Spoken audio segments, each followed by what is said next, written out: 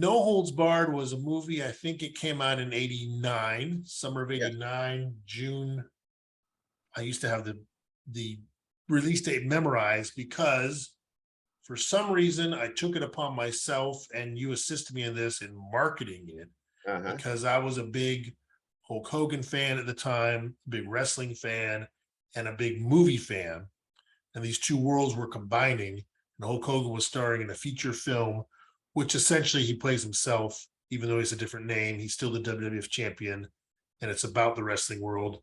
So it's kind of a weird idea for a movie. It's like an alternate. It was the first major film that starred a wrestling star.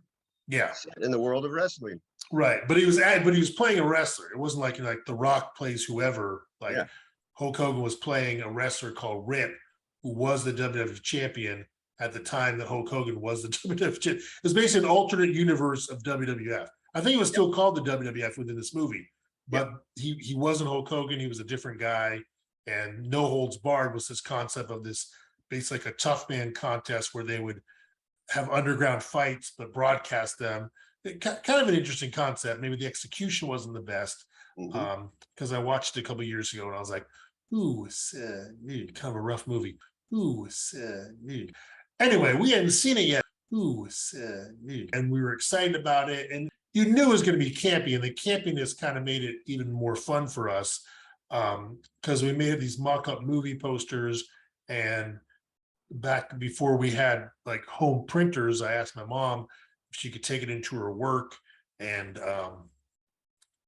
you froze on my end, so I don't know. Are you still there?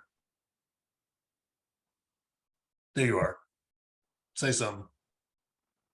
Hello. Okay. Oh, I think it's me. I just got a message saying my internet is unstable. You froze. So I didn't want to make sure you went away. So anyway, I asked my mom to make copies. Like, can you make 50 copies of this? Little, regular copy size paper.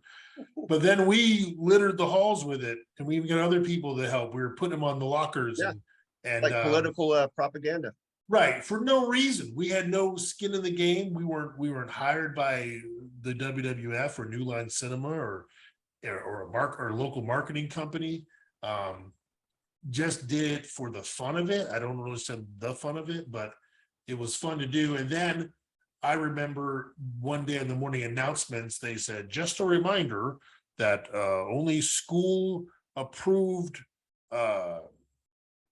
posters in the hall, like basically, come to the game on Friday, or so-and-so is running for student council. This was completely unrelated to the school. So we made the morning announcements, and we were looking at each other and go, that's gotta be because of us. That's because of us.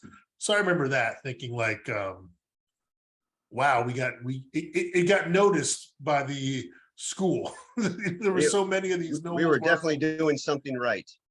Sure, that's one way to look at it. From a marketing standpoint. But they didn't know who was doing it, so they couldn't like get us in trouble or tell us to stop. Like that was classic guerrilla marketing. It was guerrilla marketing, is exactly what it was. And just be walking to class, and I think in homeroom we're turning them upside down and putting tape on them already.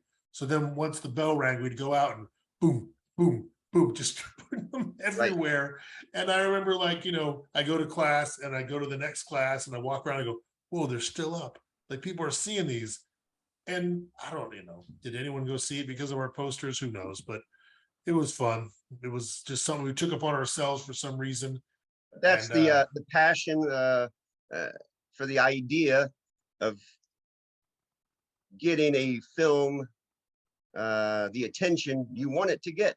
And you were thinking, you're such a fan. I mean, there wasn't a bigger Hulk Hogan fan in the school, I'm going to guess, if not the county. Not. So the county.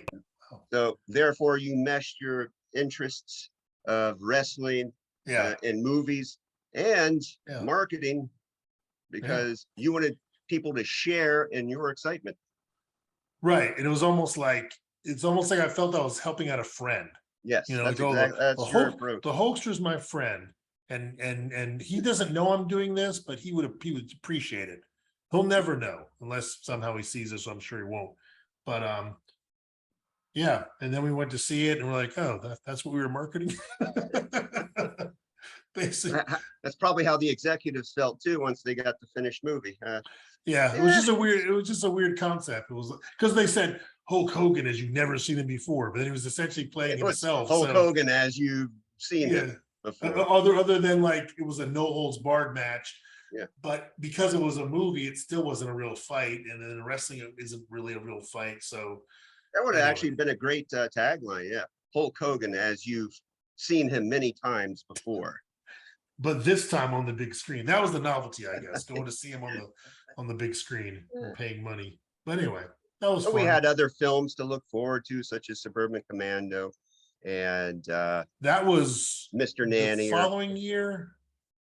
Yeah, I liked Suburban Commando. That one actually was better than I thought it was. That was a more interesting concept. It was a hot, he was playing a space traveler. He was basically an alien from outer space. I think he crashed on Earth, in the suburbs. Yeah. It sounds like something you would have came up with. It sounds like a follow-up to, Yeah, or just the title, Suburban Commando. Cool title. That was the role that we had never seen Hulk Hogan in before. Exactly. So that was the one we were waiting for. Yeah, that was basically like, Arnold Schwarzenegger playing the Terminator rather than Arnold Schwarzenegger playing a bodybuilder. Yeah, there you go. Yeah, so yeah, Suburban Commando, I think I was in college when that came out, maybe. That might have been 91. Yeah, I was in Minnesota when that came out. Like that came out in 93, something like that. I think it was before that. No, I think it was 90. No, Mr. Nanny. Oh, Mr. Nanny. Yeah, that was 94-ish. That one was not as big of a hit. Suburban Commando literally was 90, I think. 90 or 91. Yeah. But that was fun. I remember thinking that was fun. We saw it in the theater. Yeah, I think we saw it together, didn't we? Yeah, we did. Yeah, us and like we're gonna miss that one. So the Town Center Theater. Yeah, and then years later when I had my first apartment, I had a big standee cutout of him as the character of Suburban Commando, and I had it placed in the window. So if you approached my door, you saw Hulk Hogan as a Suburban Commando. It was like my security system. No one's gonna break in with Hulk Hogan as, I think, Shep Ramsey was the character's name. Yeah, better than Chuck Norris. So I guess that out of his three major releases, because then stuff went straight to video and whatever. Yeah, No Holds Barred, Suburban Commando, and Mr. Nanny. I would recommend Suburban Commando out of those three. Yeah. You agree? I would agree with that one. Did you ever see Mr. Nanny? I didn't see that, but concept-wise, Suburban Commando definitely made me laugh. Mr. Nanny, I think I saw that. That was like a Mr. Mom or Mrs. Doubtfire. Yeah, I saw that in the theater. I think he was a wrestler again. He was a wrestler who becomes a nanny. I don't remember why. It did have Sherman Hemsley as I forgot what his character was. I need to go back and watch that one just for the heck of it, just so I refresh my memory. Do a Sherman Hemsley double feature of Ghost Fever and Mr. Nanny. I forgot about Ghost Fever.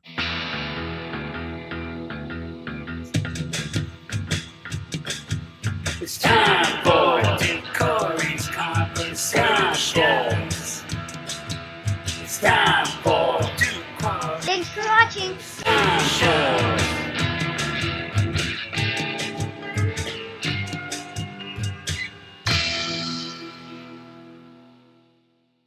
Thanks for watching.